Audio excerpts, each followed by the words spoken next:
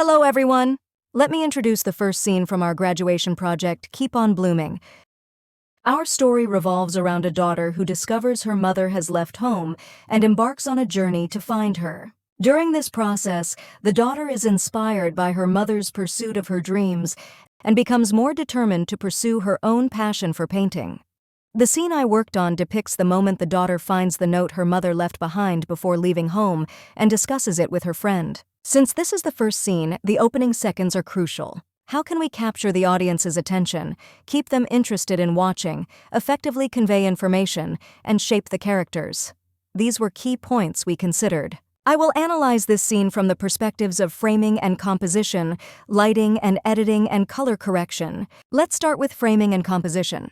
This is our storyboard, full shot used to showcase spatial relationships, providing a panoramic view of the room and illustrating the relationship, positions, and distance between the two characters. At the beginning of the story, or during key transitions, full shots help the audience quickly immerse themselves in the setting, sensing the scale or atmosphere of the space. Medium shot can highlight character relationships and details, typically focusing on the upper body or full body of the characters. This shot better conveys facial expressions, actions, and interactions with the surrounding environment. Close-up shot captures the detailed expressions of the female lead and her friend. In dialogue, I uses an internal reverse shot, allowing the audience to connect more deeply with their inner world or the atmosphere of the scene. In this scene, the heroine lead angrily complains to her friend about a note left by her mother. The heroine lead is positioned higher, emphasizing her dominance. Two factors influence the visual weight of the shot. First, the heroine lead is on the right side of the frame, and objects on the right tend to appear visually heavier than those on the left. Second, the heroine lead occupies more space in the frame and is walking. Due to this rental house replacement, our storyboard and final shoot underwent some modifications. During the shoot, we used lots of props in the room, especially mirrors, to create visually engaging compositions. Camera movement was used to convey information, multiple light sources were employed to create atmosphere and depth, and outstanding editing and color grading elevated the film's overall quality. We shot with the Sony a7 IV camera and a zoom lens.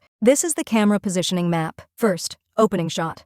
The first shot starts with a painting on the wall, an image of people dancing by the seaside. This painting symbolizes the mother's dream of dancing, and not only serves to introduce her character, but also connects to her later scene dancing by the sea. A photo of the mother and child symbolizes the precious bond between the female lead and her mother, aligning with the film's central theme. Second, composition. As the camera pans horizontally, we see the female lead pacing back and forth in a mirror. Here, the mirror is used to create a frame within a frame, adding layers to the composition. This conveys the heroine lead's sense of confinement and her frustration over her missing mother, as if she's trapped in place. The mirror also provides an alternative perspective, making the introduction of the protagonist more natural and visually interesting. Third, axes of visual force. The positions of the seaside painting and the mirror were designed along the axes of visual force. By leveraging this compositional grid, the poster and characters were positioned at naturally eye-catching spots to enhance their appeal, creating a powerful and expressive composition. Fourth, mirror and action.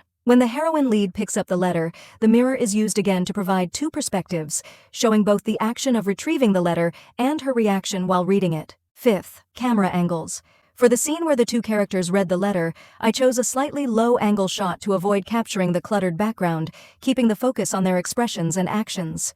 Next is about lighting. This is the lighting setup diagram. We placed a floor lamp in the room as practical lighting. The original bulb in the lamp was replaced with a brighter, warmer one. Additionally, we used LED lights in the room. Due to space limitations, the initially planned book-style bounce lighting was not feasible. To create softer light, we directed the LEDs upward, using the white walls to reflect the light and produce a more diffused effect that illuminated the entire environment. The LED intensity was set to approximately 45%. For close-up shots, we slightly increased the LED intensity and added two LED light sticks, one in the upper left and one in the upper right, positioned near the camera to act as fill lights. These lights determined the contrast of the objects in the frame. We also experimented with placing a flag on the friend's side to block some ambient light and enhance shadows. Finally is about editing. I want talk about sound design.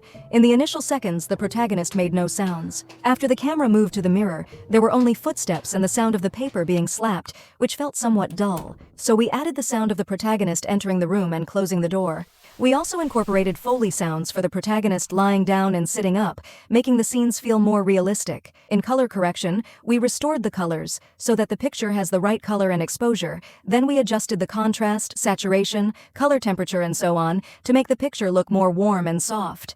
These are my aesthetic and technical thoughts on first scene of Keep on Blooming. Thanks for watching.